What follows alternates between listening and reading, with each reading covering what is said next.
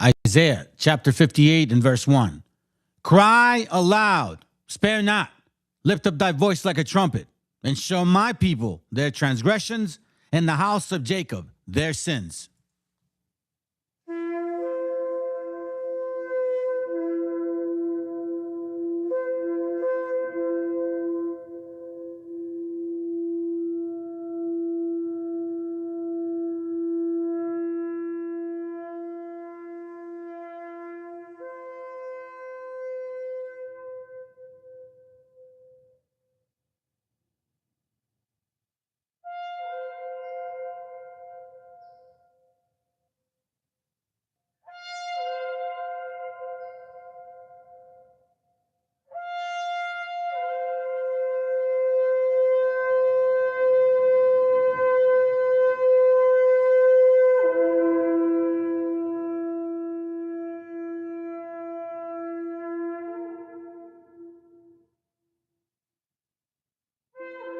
Copyright disclaimer. This content does not belong to Bible Chronicles or claim this intellectual property. The content provided today has and always will belong to the content owner. Bible Chronicles does not have any affiliation with the owner of this property. As mentioned, Bible Chronicles did not intend to make use of any material for the purpose of harvesting gain. However, Title 17 of United States copyright law states material and use can only be done when it's for theological or general educational purposes, and thus Bible Chronicles believes that this principal material falls under fair use, which honors protection under Section 107 of the same U.S. copyright law.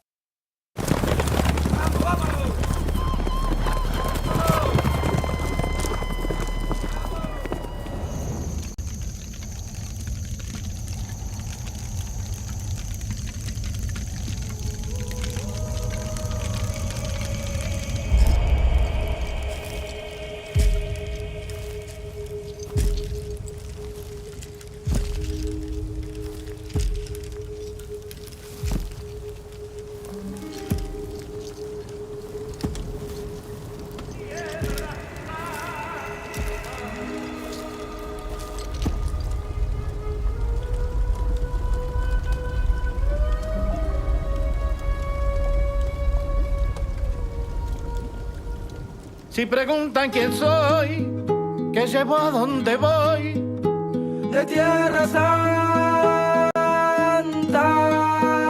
Soy de donde nací, donde voy a morir, mi Tierra Santa.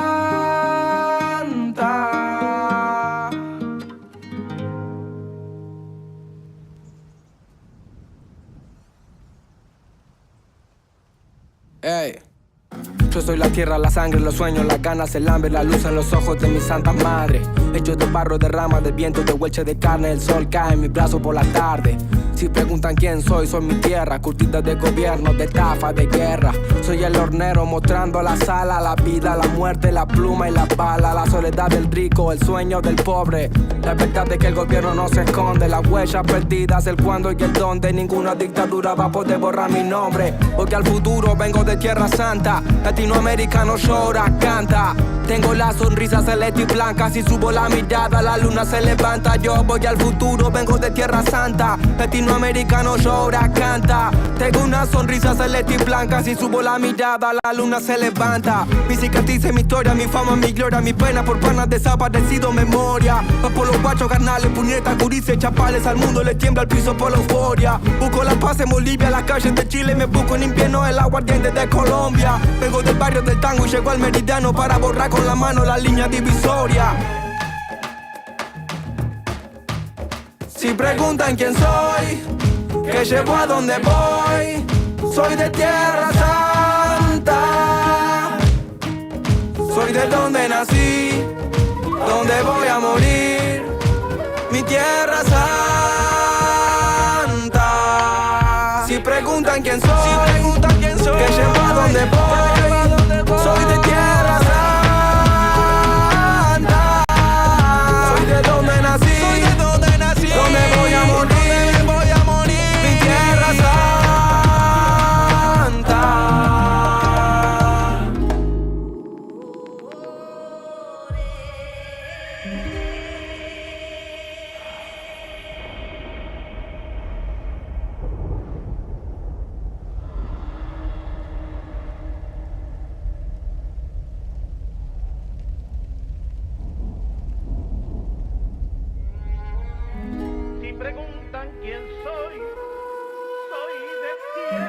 Yo vine al mundo a defender mi tierra, soy el salvador pacífico en la guerra, me voy a morir luchando. Estoy firme como un venezolano, soy Atacama, Guaraní, Cochabamba, Tucano. Si quieren tirarme el país, lo levantamos. Los indios construimos los imperios con las manos. Voy al futuro, vengo con mis hermanos, de diferentes padres pero no nos separamos. Soy el fuego del Caribe y un guerrero peruano. Le doy gracias a Brasil por el aire que respiramos. A veces pierdo, a veces gano, pero no es en vano morirme por la tierra que amo. Y si los de afuera preguntan cómo me llamo, mi nombre es latino y mi apellido americano. Si preguntan quién soy, qué llevo, a dónde voy, soy de Tierra Santa. Soy de donde nací, donde voy a morir, mi Tierra Santa.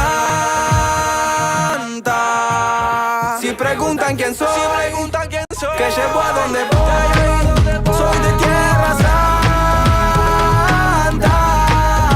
Soy de donde nací, donde voy a morir, mi Tierra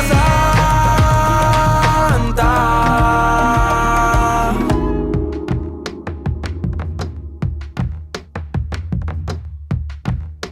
Mis cicatrices, mi historia, mi fama, mi gloria, mi pena por panas desaparecidos, memoria.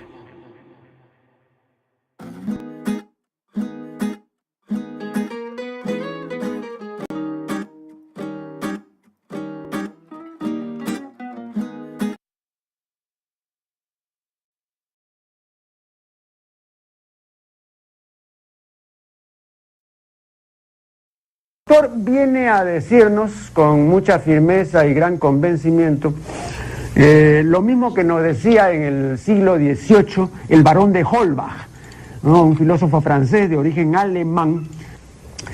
Si nos remontamos al comienzo, entonces hallaremos que la ignorancia y el temor crearon a los dioses. La fantasía, el entusiasmo o el engaño los adornaron o desfiguraron.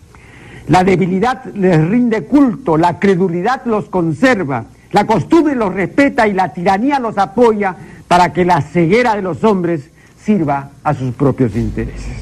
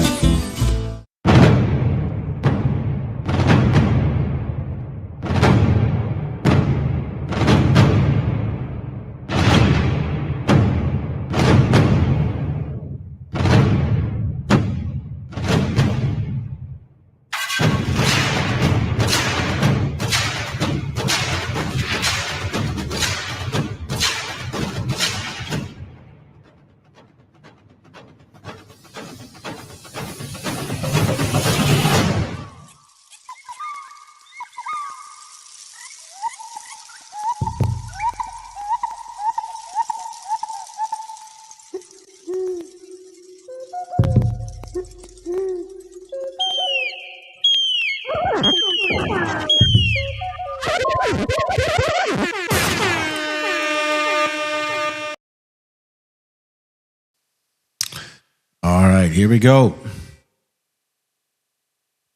See what we got. Let me see what's here. I don't know. Yeah, well, it looks like one person. Well, either way, it doesn't matter. You know what I mean? I don't give a fuck. I don't get her butt hurt because somebody didn't want to watch today. Look, I want to show this video.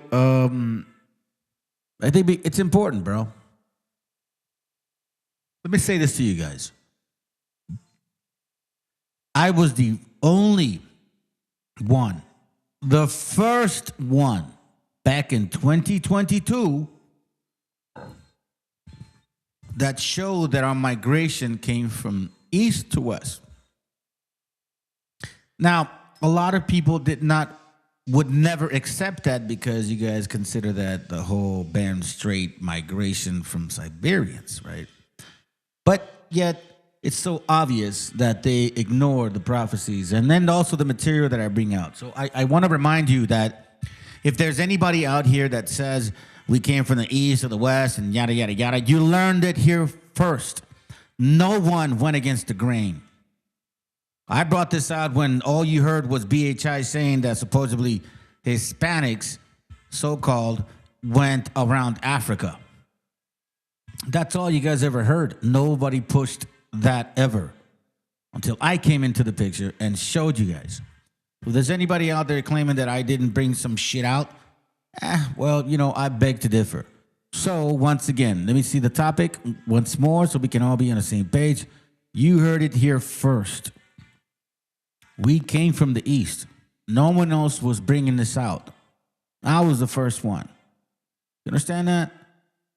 That doesn't make me any better. I'm just trying to show you guys how some people will actually like magnify individuals. Yo, listen, all of us came out of Christianity. What the fuck are you talking about? The Zadokites didn't fall off. Bro, he was a Christmas Christian too. Shit. Let's go. Who are you? All right, hold on. Let me do this real quick. I'll wait a little bit, maybe another minute or so, and then I'm going to start. I don't know who's there. I'll wait a little bit, maybe another. So, and then I'm going to start. I don't know who's there. Okay, perfect. All right, so let's see. All right, so nobody's still here. Well, I'm going to start anyways, man, so you guys can actually watch it. All right. All right, so here we go. The class, first of all, shalom, family. Lord willing, y'all are doing well, okay? I know that I've been kind of getting on board and then, you know, doing a lot of classes recently. It's been upon my spirit. This one in particular, I want to touch on Arsarith and then the second Esdras, chapter 13, verse 40 and through 45, okay? So let's get to it. The topic is Arsarith. Okay, so now I'm gonna read the scripture. I'm gonna go all the way through 45, and then I'm gonna play a video of some just random individual. Okay, and this is what they had to say about what this means, and this is why that One West doctrine was so confusing and putting our people in that particular type of state of confusion because they were just man, like it made no sense. All right, so let me go ahead and read this first, and then we'll go from there. All right, Second Ezra chapter 13, verse 40, it says, those are the 10 tribes which were carried away prisoners out of their own land in the time of Hosea the king, whom Salmanassar the king of Assyria led away captive, and he carried them over the waters, and so they into another land. But they took this counsel among themselves that they would leave the multitude of the heathen and go forth into a further country where never mankind dwelt, that they might there keep their statutes which they never kept in their own land. And they entered into the Euphrates by the narrow place of the river, for the Most High then showed signs for them, and held still the flood till they passed over. For through that country was a great way to go, namely a year and a half, and the same region is called Arsarith. Okay, so the same region is called Arsarith. Now, I'm gonna put a video on right now, so you guys can see what some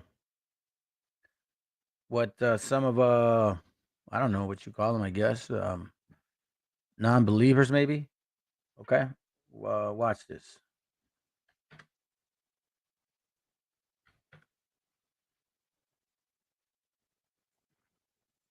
Oh, that's right, I need to read the disclaimer.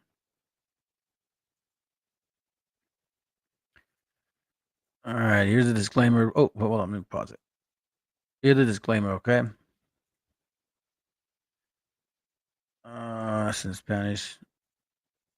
Here's the English one. Okay, perfect. All right, here we go. It says here, the content, the copyright disclaimer, this content does not belong to Bible Chronicles, nor does Bible Chronicles claim this intellectual property. The content provided today has and always will belong to the content owner. Bible Chronicles does not have any affiliation with the owner of this property. As mentioned, Bible Chronicles does not intend to make use of any material for the purpose of harvesting gain. However, Title 17 of United States copyright law states material in use can only be done when it's for theological or general educational purposes.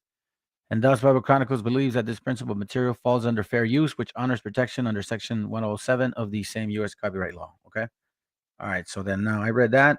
So check this out. Look what this guy has to say. I'm gonna let it play, all right? And then it's only 4 minutes, so let's hear it out.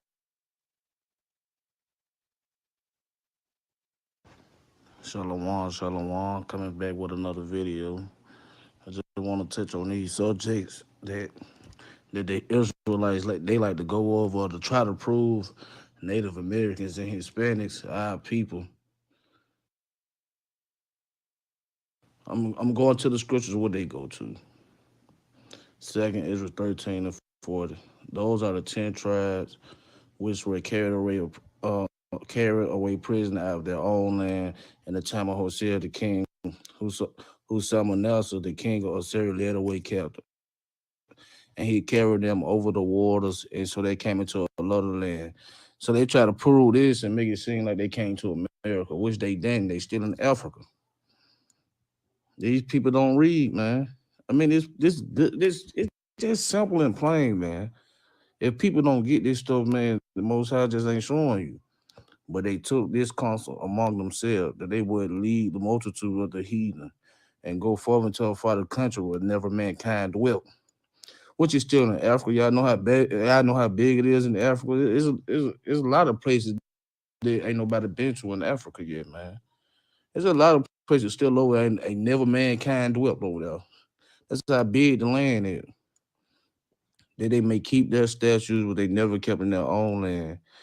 And they enter into the Euphrates by the narrow places of the river.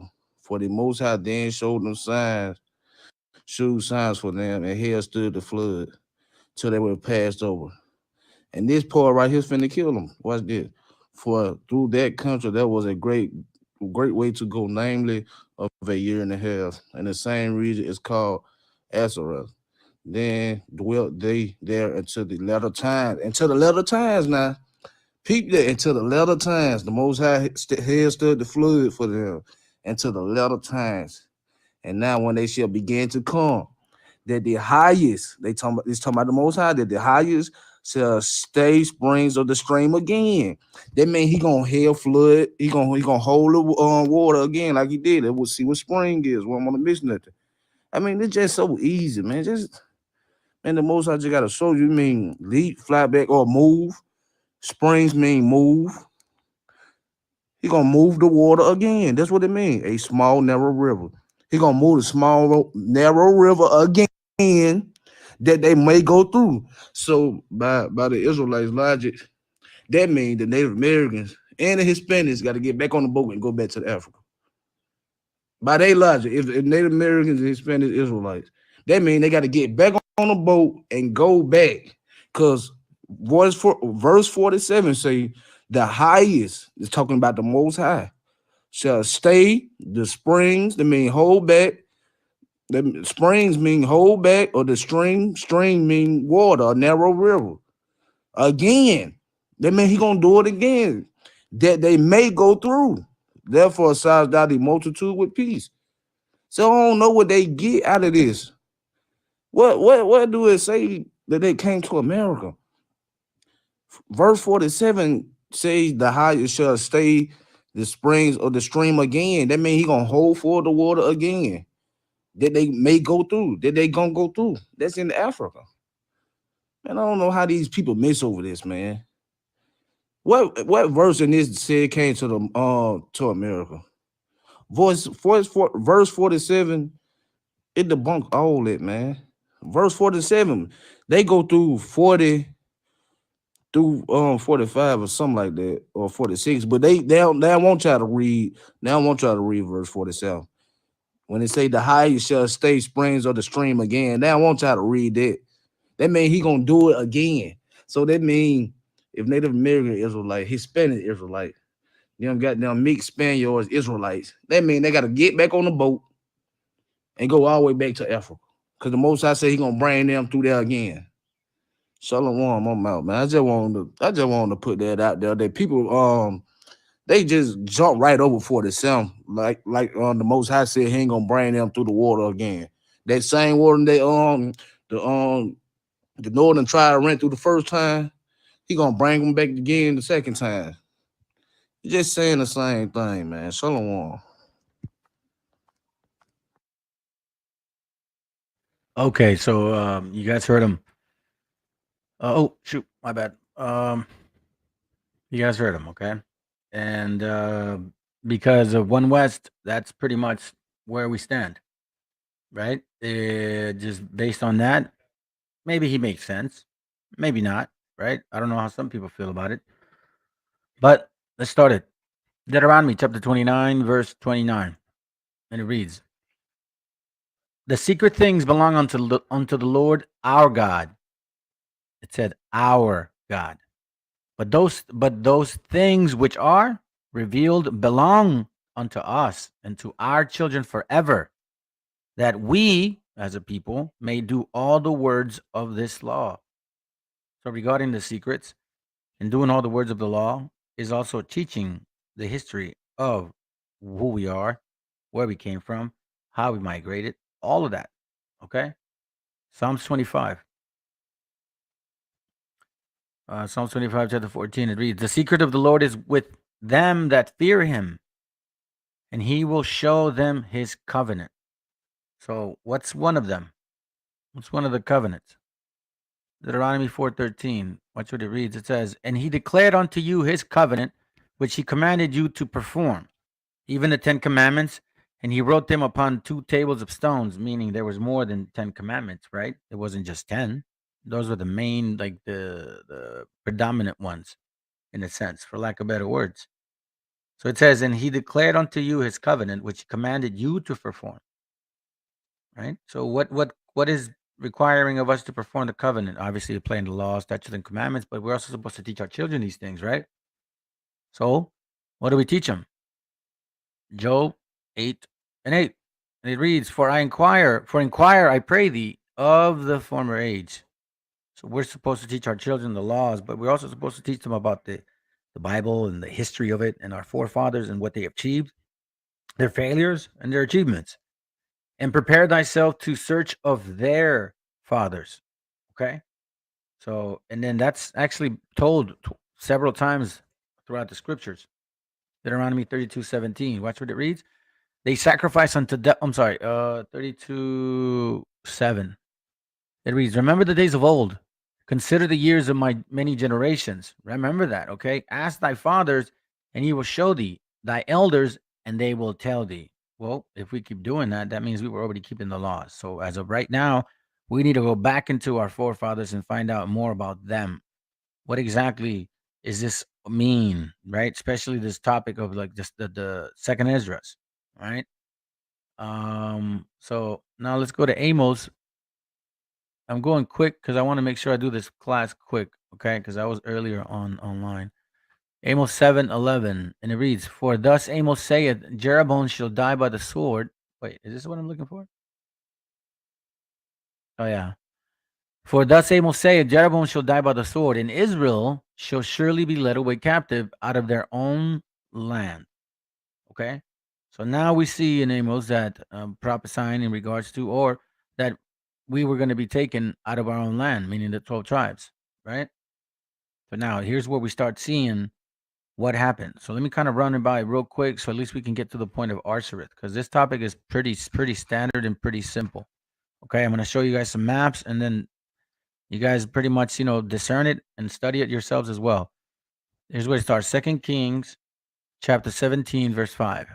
It reads, "Then the king of Assyria came up throughout all the land and went up to Samaria and began and besieged it 3 years. In the 9th year of Hosea, the king of Assyria took Samaria and carried Israel away into Syria and placed them in Halah and in the harbor by the river of Gazan in the cities of the Medes." Okay. Now that's over there about like Persia Medes, like further in. So let's check it out. Look, the city of the Medes, right? City of Medes. City of Medes location.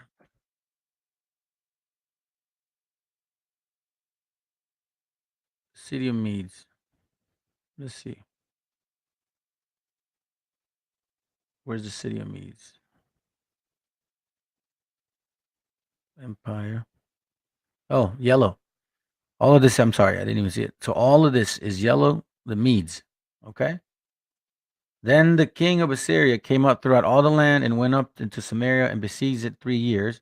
And in the 9th year of Hosea, the king of Assyria took Samaria and carried Israel away into Assyria and placed them in Halah. Okay, well, we don't see Halah here. Let's see what we can. Where is Halah in the Bible?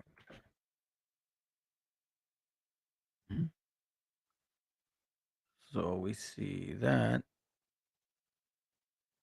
Oh, that's not going to help. Well, maybe here. Bible Atlas.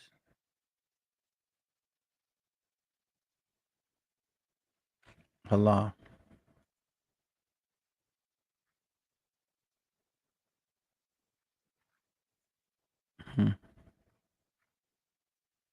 Okay, so you see where Halah is, guys? Right there, okay? So they took us right around that area. All right.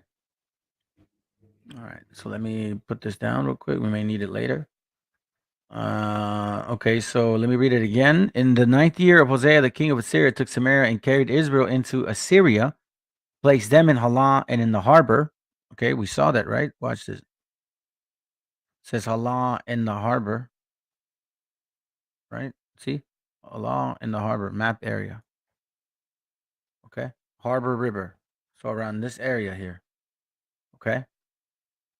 All right. So now let's go to 2nd Chronicles 6:36. And then verse 22, and it reads, now in the 1st year of Cyrus, king of Persia, this is after the Assyrians. The Persians then took over and conquered the Assyrians, or, beat them, right? That the word of the Lord spoke by the mouth of Jeremiah might be accomplished. The Lord stirred up the spirit of Cyrus, king of Persia, that he made a proclamation throughout all his kingdom and put it also in writing and saying, thus says Cyrus, king of Persia, all the kingdoms of the earth had the Lord God of heaven given me, and he had charged me to build him a house, Jerusalem, which is in Judah, who is there among you of all people. The Lord, that his God be with him, let him go up. Now remember, keep in mind that Cyrus was a Zoroastrian. So why would the Most High stir up his spirit? And why would he believe it? That's a hell of a question. I mean, honestly, right? What does that mean? Let me give you guys something real quick. I have a book called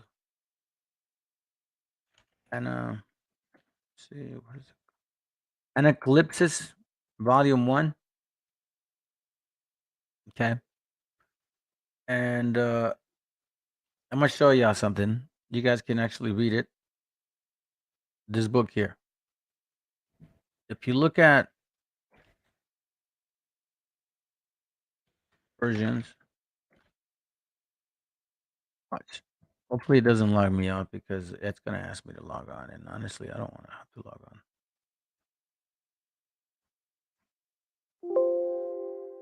All right. So anyhow, in this book, you guys can read it. Okay. It shows and shares that Cyrus was a relative of Abraham. So let me see if I can get the book. Hold on. I'm going to show you something.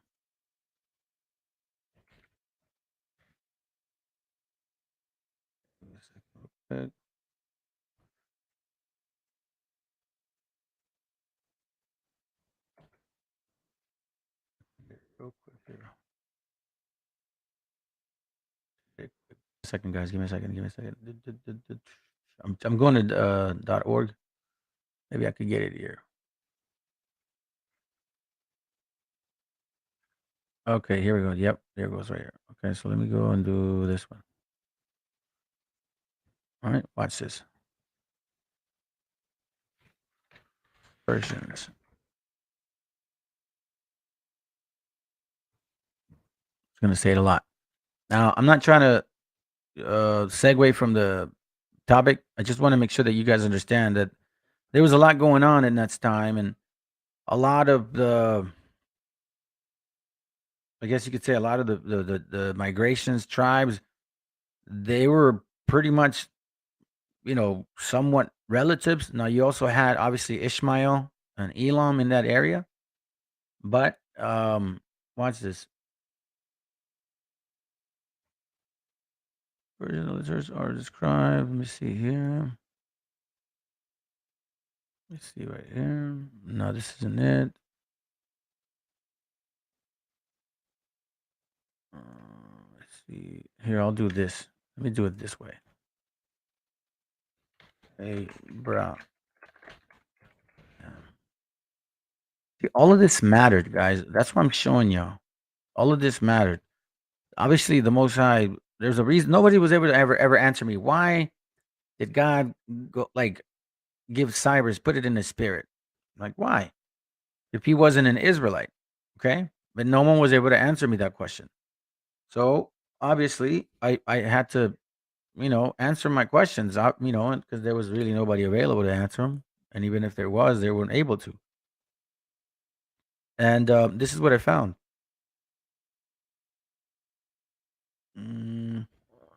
Excuse me.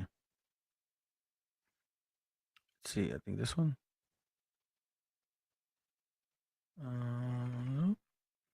This is a great book, by the way. You guys should consider reading it. Already a story about Abraham, Sarah. Let me see. Maybe it's here. Abraham, Moses. Peruvians believe in one supreme being. This is basically talking about how the similarities. Yeah, and I touched on it on another class. But I'm trying to show you guys something here. Where are you? Where are you? Okay, no, that's not it. Oh, here goes. All right, here goes. We know that the religion of the Magi did become corrupted, and it was reformed before the time of Cyrus and Daniel by a man called Zoroaster or Abraham Zoroaster. Okay, so now what these guys are saying is that the Persians, look, there seems no doubt that this king and priest was the religion of the Persians, of Brahma, of Mithra, and of Abram, as professed at this time. Okay. Now it says here, let me see this one. Where are you? Serial calling Ishka. Ishka was the name of both Sarah and his wife. Jesus. No.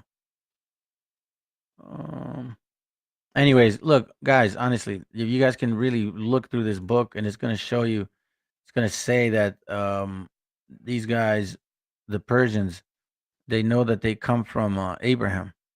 Okay.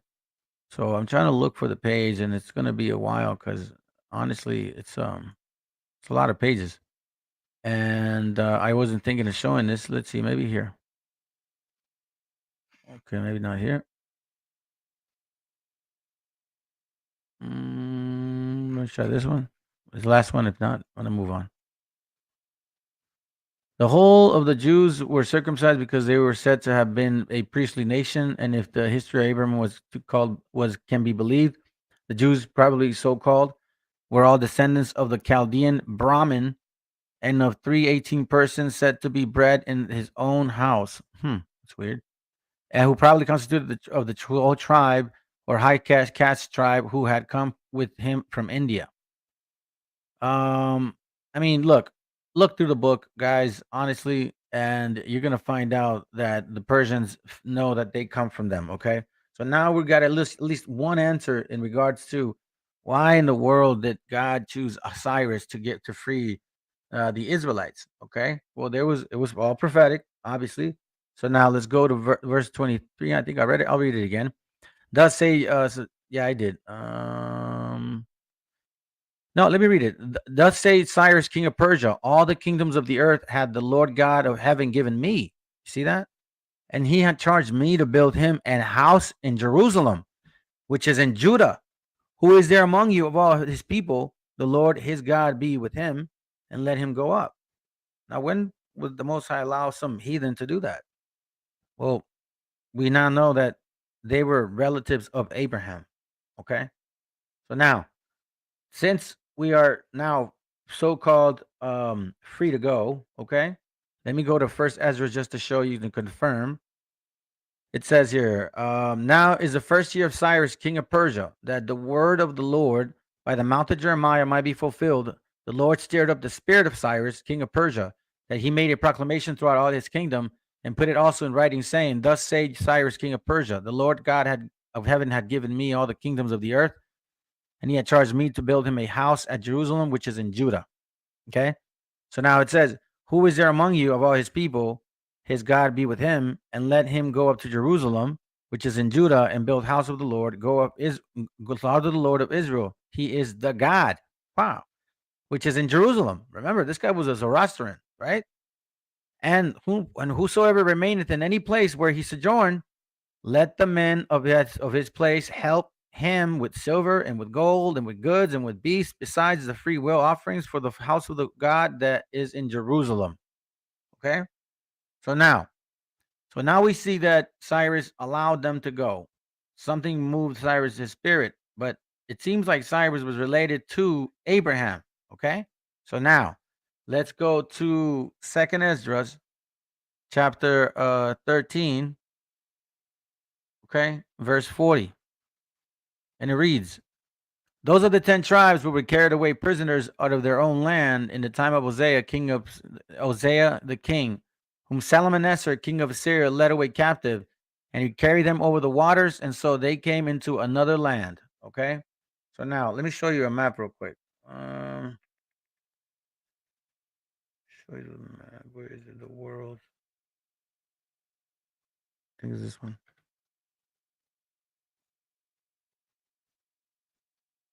Okay. Shalom, That's not coming it. back. What am I talking about? Let's see, like that. Oh, I know why that happened. Okay, cool. So as you can see, it says here, I'm going to put it to the side. It says, verse 41, verse 40, those are the 10 tribes which were carried away prisoners out of their own land in the time of Hosea the king, whom Salmanassar, the king of Assyria, led away captive, and he carried them over the waters, and so they came into another land. Okay? Now, I'm going to stop right there, because it says, but they took his counsel. So he took them into another land where? We found out when. We found out where. He took them somewhere around there, right? This is an old map, and I'm going to show you. I'm going to use this map too. Oh, please don't tell me you're going to freeze on me. Okay, cool. Sorry, guys. It's a little tricky map. I got to move very slow. Okay.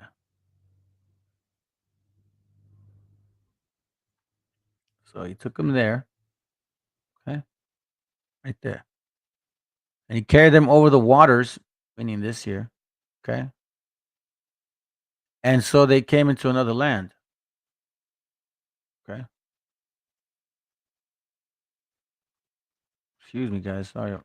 It's a little difficult. I just want to make sure that we get the good view. All right. So now, they're over here. They're right here. Okay. Try to, how do I flip it up? Okay. It's a little difficult, man, but I'm trying to figure it out. All right. So they're right there. And here's the Euphrates. Okay. Now it says, but they took this counsel among themselves when? After Cyrus had given the decree to free the Israelites, that they would leave the multitude of the heathen. Where? Right there.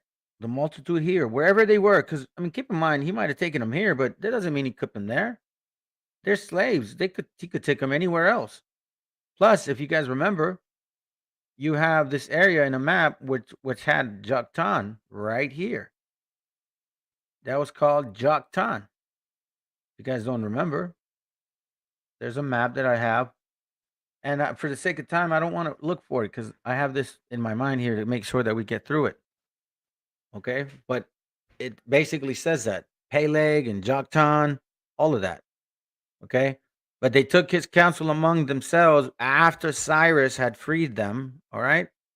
That they would leave the multitude of the heathen and go forth into a further country where never mankind dwelt. So now they're right here. Okay. Persia was ruling. Here, I'll show you guys. Persia. Empire.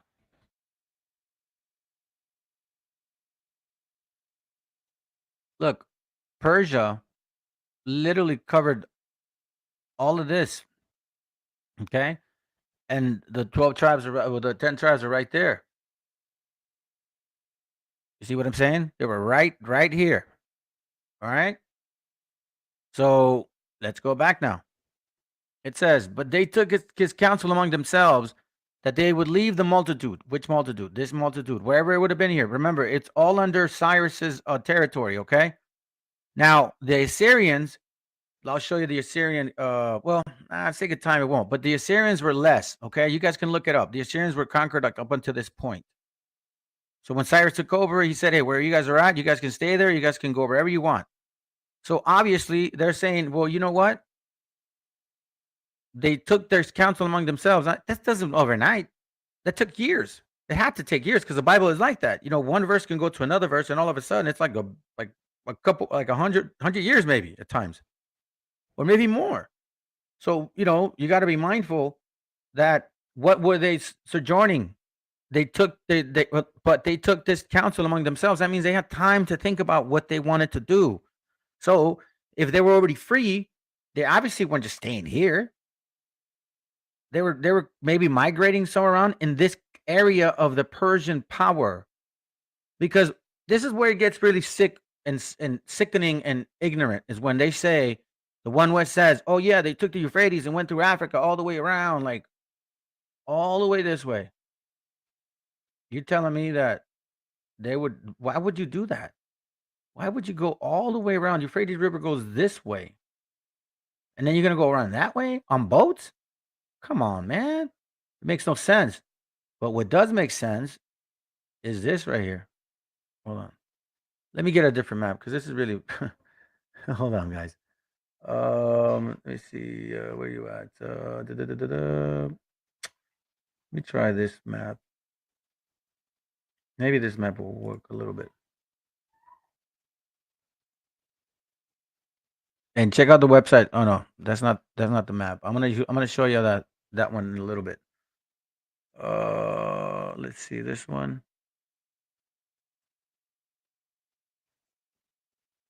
No, I'm gonna show you that one a little bit too. Well, let me just get that one because honestly, I'm gonna waste time looking for another example.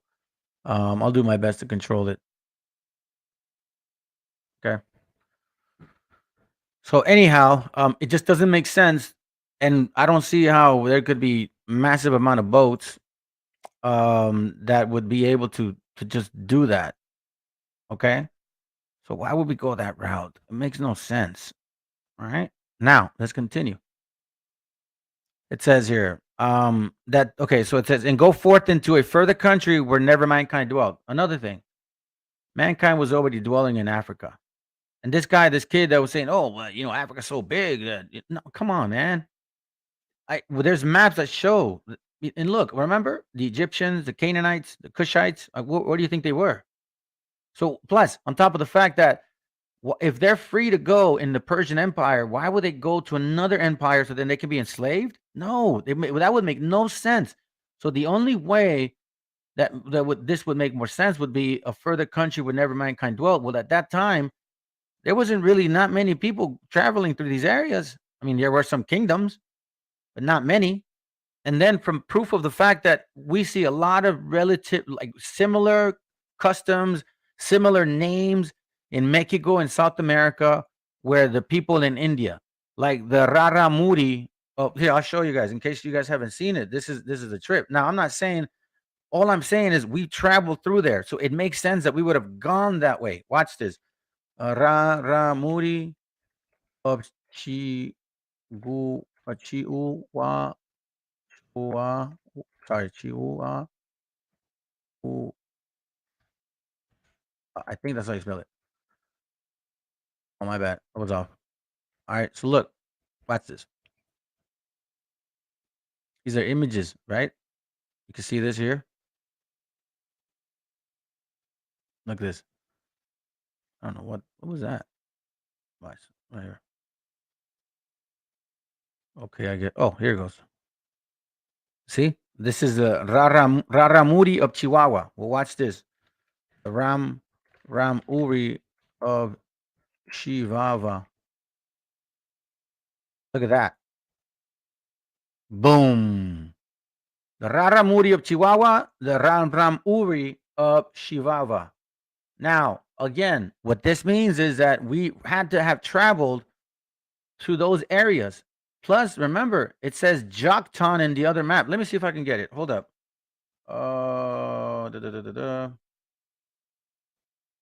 Map.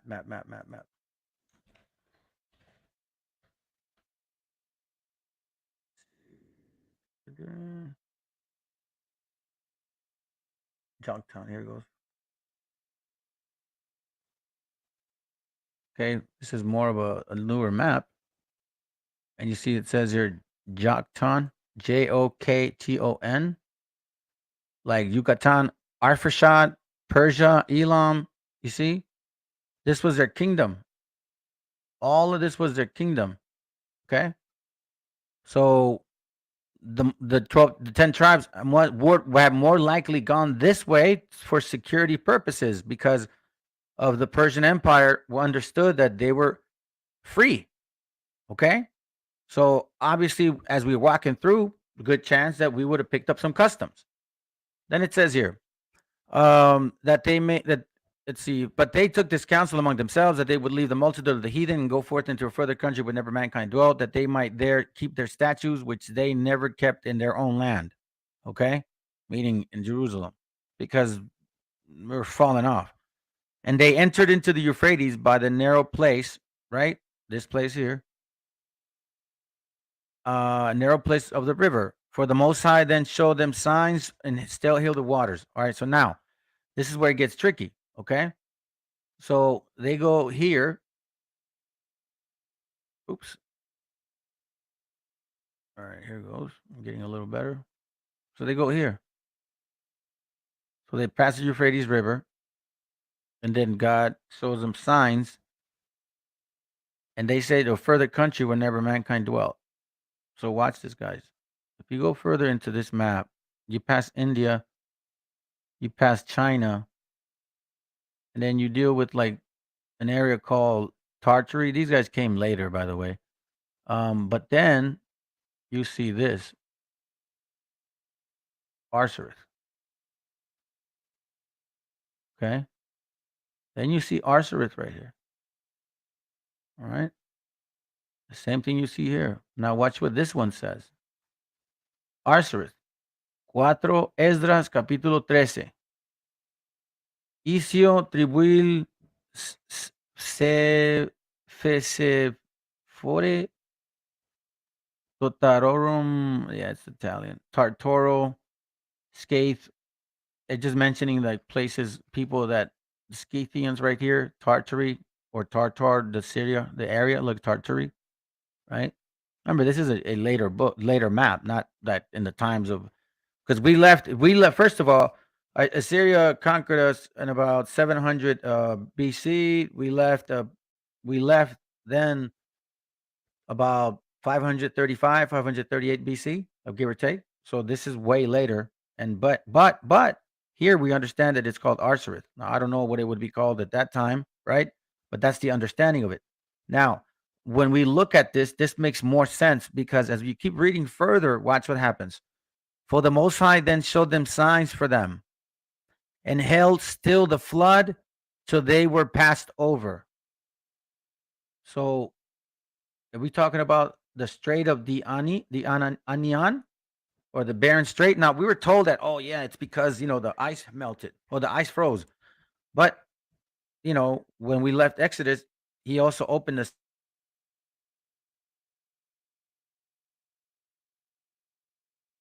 namely a year and a half, and the same region was called Arsareth, same region. So what's a region? Okay, so watch this. I'm going to get my Webster's Dictionary 1828 book. Watch what it says. Region. Region means a tract of land or space of indefinite extent, usually a tract or considerable extent. It is sometimes nearly synonymous with country, sometimes with country. It says the inhabitants of a region or district, right? A part of the body. So it says here, for through that country was a great way to war. I'm sorry, for the Most High then showed them signs for them, and still held the flood till they were passed over. For through that country was a great way to go, namely a year and a half, and the same region, meaning the same section, right, is called Arsareth. So if the entrance of Arsareth is here, and he held the floods for us, then it would only make sense that he would hold the flood for us there. It's about a 50-mile walk. I mean, excuse me, not a 50-mile walk, but it's 50 miles. Okay. Now watch what this says. This is another map, more colorful. Look, it's the same one. 4 Esdras, capítulo 13. Tribus Sephirah, I guess, or Zephyrat, or I don't know what it says, something like that. Totaroru, I don't know what. But look, Strito di Anian. So again, for through that country was a great way to go. Which way? All the way this way. All the way this way. So now he holds the water for us. For through the Most High showed him signs and held still the waters, right? So here he held the waters out. When we were walking, he's showing us the signs. And then it goes, for through that country was a great way to go, namely a year and a half. In the same region is called Arsareth, because there's a great space to walk through. Right? If Arsareth is here, give me a second.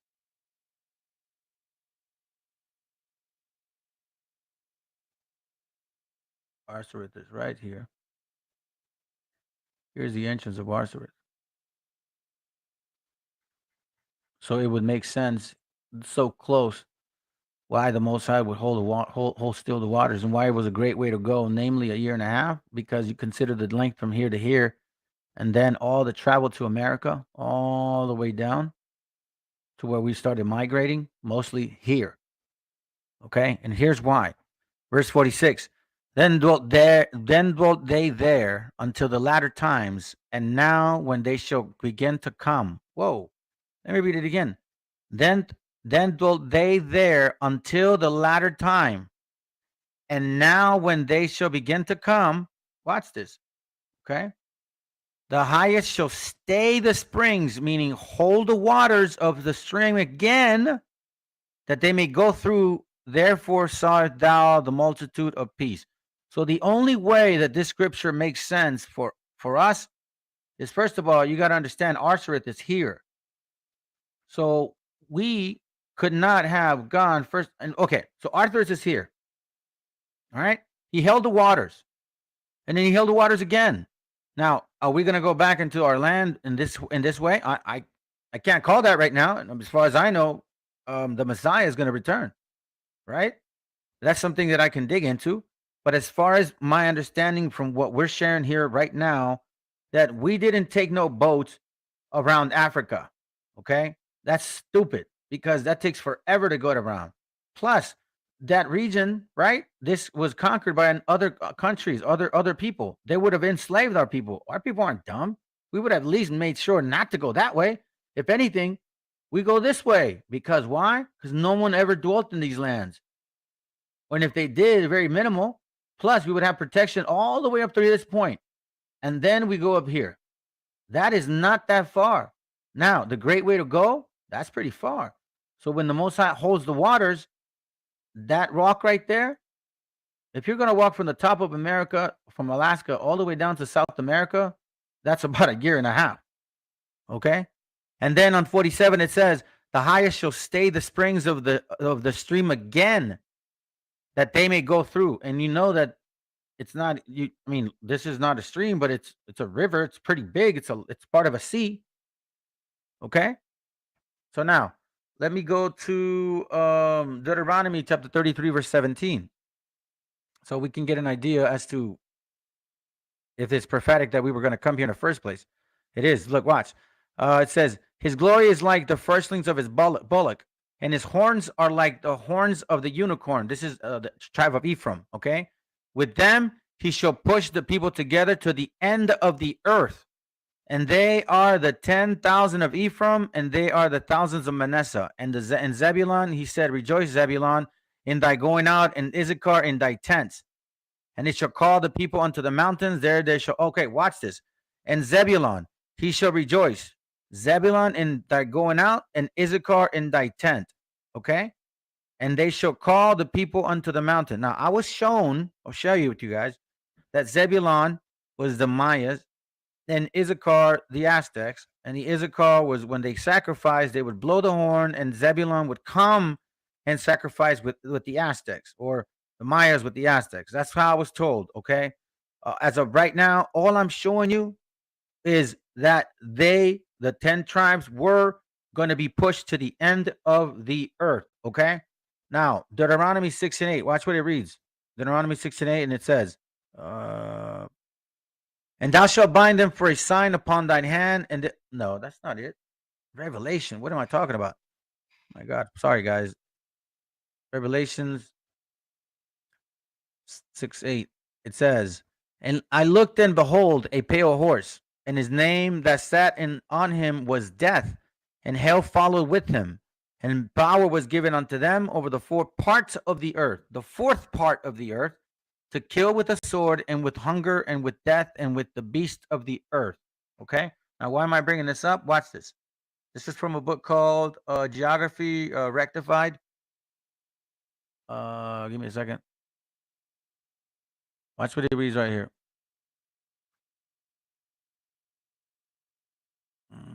Here goes. America is the 4th part. Watch this. According to the greater integrating parts thereof, the ancient divided the whole earth into 3 great parts: Europe, Africa, Asia, and Africa, to which now added a 4th, America. Again, a 4th or 4th part, like Revelation. It says, I'm just going to get to the point. And it was given power, and it was given unto them. Oh, I'm sorry. And power was given unto them over the 4th part of the earth to kill with swords, and with hunger, and with death. Did they not come from the end of the earth and kill us with the sword? Did they not take away our resources, and now we're being in hunger? Are people dying at the border? Are people dying here too? Our people are poor. So-called illegal immigrants, they can barely make it. They're not getting paid that well. A lot of people pay them less because they know they're not quote legal.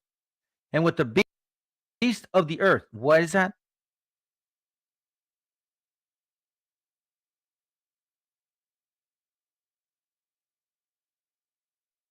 You know which one? Started 2-3 years ago. Are they not? Is this not happening here in this continent? Look, watch. This is from a system geography, a dissertation of creation and various phenomena. Okay, so this is what I wanted to show you guys. Tartar or Tartary, right? Tartar. Muscovite, 3 million square miles. But this is a weird part. In Europe, there's 2.7 square miles. Africa 10. I'm sorry, Asia 10, Africa 8, America 9. So how could these guys have 3 million plus 604,000 and about almost 800,000? Almost what? More than 4 million in square mileage. So that means what? What we were looking at earlier. These guys ran all of this here.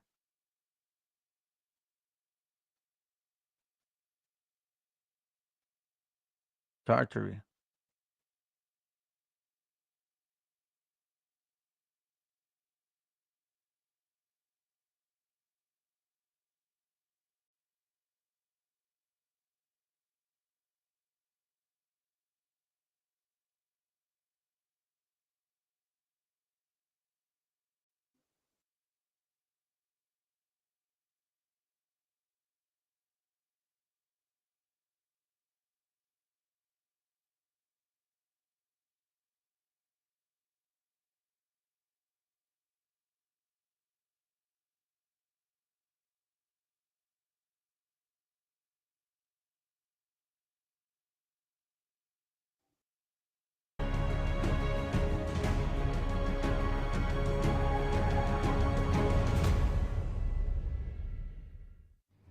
The ancient Egyptians built one of the greatest empires in history, and despite facing many difficulties, managed to maintain their sovereignty over almost the entire Nile River Valley.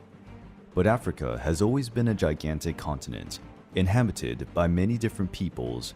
Some wanted to conquer the fertile lands of Egypt.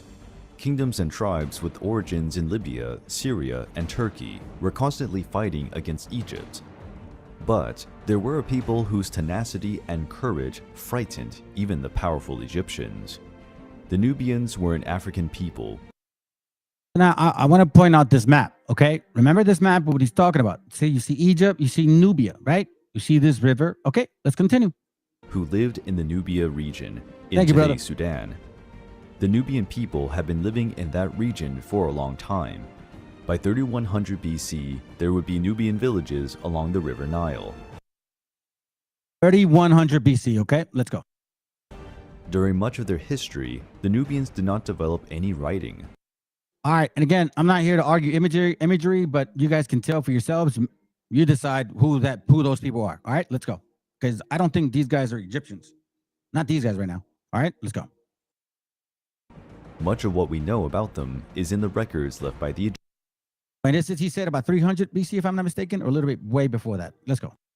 The Nubia was a region rich in gold veins, semi-precious stones, ebony wood, incense, and ivory. This wide range of resources encouraged the Egyptians to invade that region in search of extremely useful raw materials. The Nubians resisted the Egyptian invasions as much as possible. You guys heard that. The Nubians resisted the invasion. So there was battle between them going on at this time. Okay, let's continue. But they were militarily inferior and were progressively pushed south. Due to the various periods of instability in Egypt, the Nubians were able to organize more effective defenses. During periods of peace, Nubians and Egyptians traded and shared different forms of knowledge. During the reign of Pharaoh Thutmose I, the Nubians were part of the Egyptian Empire, but the Nubians were part of the Egyptian Empire. So remember how it says that Egypt was north, Nubia was south, right? Okay, so it was a pretty vast, expansive space, or expansive land, yeah, I know what I mean. Let's go. Dominion quickly collapsed, and the Nubians established a unified kingdom, with Napata as its capital. The Nubians thus founded the Kingdom of Kush. See right there? Okay, Kingdom of Kush, Egypt. So we see what's going on here. Let's go.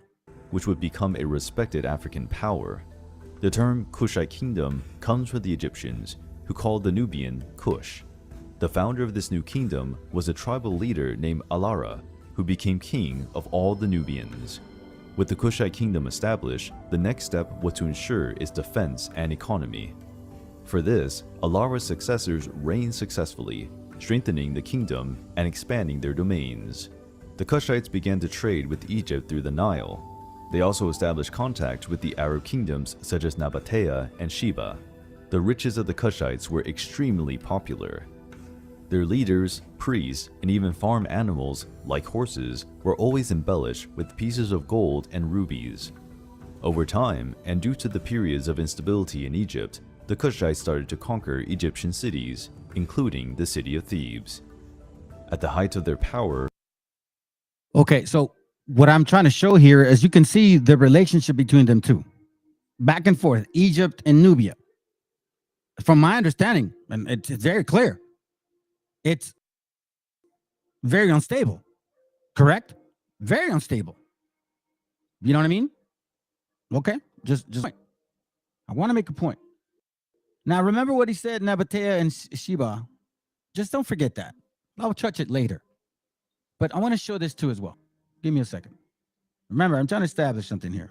I'm not saying I'm an expert of this, not at all. And I'm not trying to change anybody's history. I'm not saying this is our people. All I'm trying to point out is this period of time. Right here. Okay? So looking at Sati period or Sati period. I don't know how you say it. Excuse me if I get it wrong. When the Assyrians withdrew, this is from metmuseum.org. Okay, right there, the metmuseum.org. Says when the Assyrians withdrew after their final invasion, 664, Egypt was left in the hands of Sati kings, though it was actually only 656 BC. that the Seti ruler Samtik I, or the first, was able to resort control over the southern area of the country. Okay, so now we're just kind of pointing this. I'm just kind of pointing this out, but I want to get to my point here real quick. Here goes. Egypt's new Persian overlords adopted the traditional title of pharaoh, but unlike the Libyans and Nubians before them, they ruled as foreigners rather than Egyptians. For the first time in 2,500 years, a nation, Egypt, was no longer independent. Though recognized as an Egyptian dynasty, Dynasty 27, I'm sorry, the Persians ruled through a resident governor called satrap, helped by local native chiefs. Persian dominated actually benefited Egypt under Darius, who built temples, publics. Okay, so why am I bringing this up? All right, remember, I'm showing you something. Give me a second here, real quick. Wait, is this it? Or is this the same one? Oh no, it's the same one. So as you can see, after Darius took over, that's when Egypt began to what? Grow. So it's telling me that that's when Persia started governing or taking over the area of Egypt. Prior to that, they weren't there yet. All right. So now I'm going to point this out. Oh, sorry. Wrong one. And I'm trying to point this out, fam, because this is around the year 5. Well, when the 10 tribes were carried away, or not only carried away, but when they were basically left. So for about 538 BC, around this time, okay? The Kushite civilization continued several centuries throughout the Satrap, Persian, Ptolemaic, and Roman periods. Okay, so as you can see, where are we at? What am I looking for? Where is it at, man? How come I always lose it when I look for it? Give me a second, family. What am I looking for? Hold on. Just a second. Kingdom of Kush, 26th dynasty. Well, let's see. 52 BC, 84. Okay. All right. Now, I'm going to show you this real quick. Wait. I didn't send it to myself. Give me a second, family. I got a picture to show you guys. I thought I did. I guess I didn't. Yeah, I did. Oh, here it goes. There. All right. This is from the Conscience Dictionary of Ancient History. Give me a second. And I'm going to show you what it says about Cyrus. Okay. This is from this book, fam.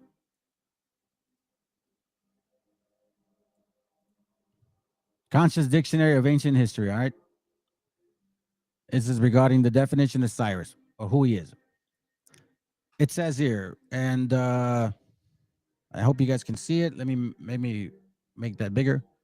It reads, the elder surnamed the great king of Persia, the founder of Persian Empire. According to his own statement in an inscription on the cylinder discovered in the ruins of Babylon, he was the son of Cambyses, the son of Cyrus, the son of Taipis, the son of Achaemenes, I guess.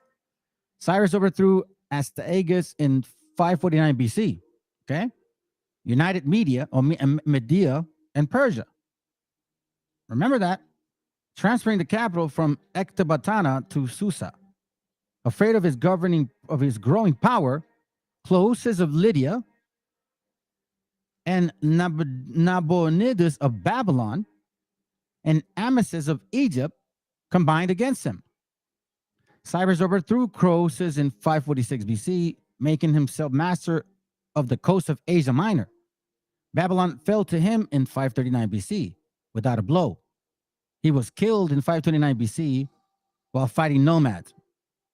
Then it says the younger second son Darius, the king of Persia, plotted against his brother, the reigning monarch, Artaxerxes Menemon, who forgave him, restoring the Satrap the coast of Asia Minor. But in the spring of 401 BC, he raised an army against Artaxerxes and was killed in the battle of Kunasha. The point is, between this time and this time, 546 to 529, to see King Cyrus, right? We're starting to kind of get a picture here, right? In about 539 BC, Babylon falls to Media-Persia Empire. 529 BC, Egypt falls to the Media-Persian Empire. So technically, the Persian Empire was only in Egypt after we left those lands. Okay? I want you to keep mindful of that.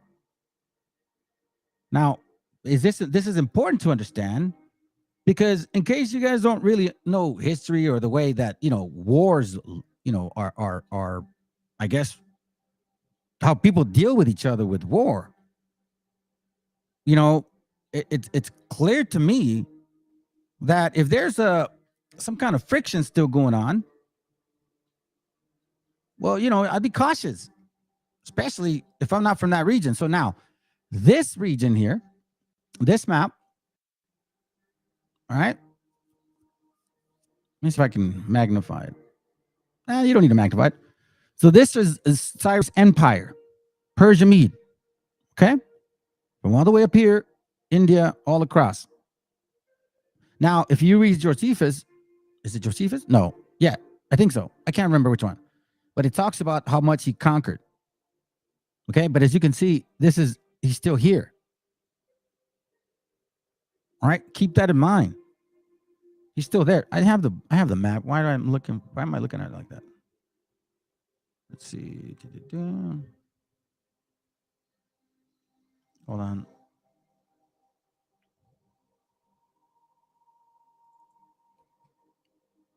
Okay. All right, I'm going to show you that one.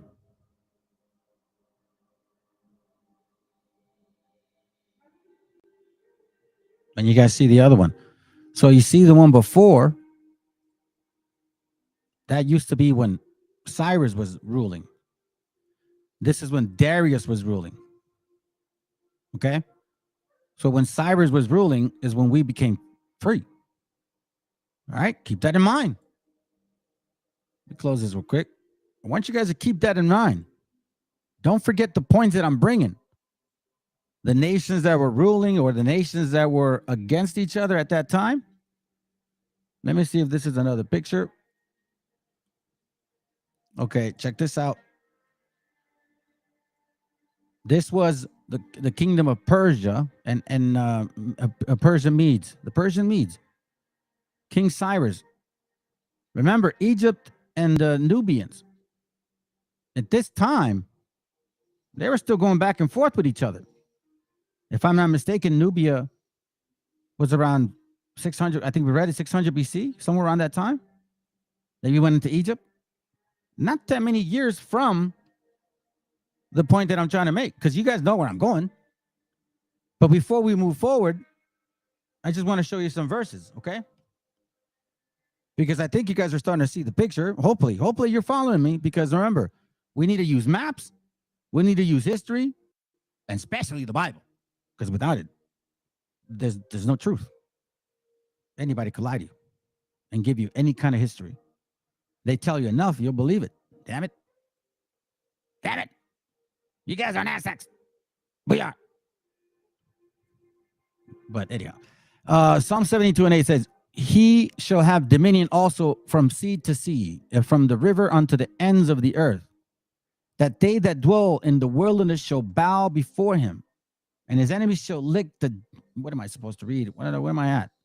And his enemies shall lick the dust. The kings of Tarshish and of the isles shall bring presents, and the kings of Sheba and shall offer gifts. Now, kings of Sheba and Seba shall offer gifts. Now, why am I bringing this up? Because I told you about these two people, this name, Sheba. And you see, a lot of times people try to say, oh, because of Sheba or Ethiopia. So which one is this one? Is it Sheba Ethiopia or Sheba Africa? Who's going to bring gifts?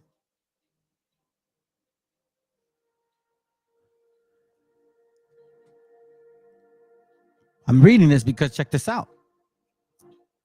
2 Chronicles 14:9.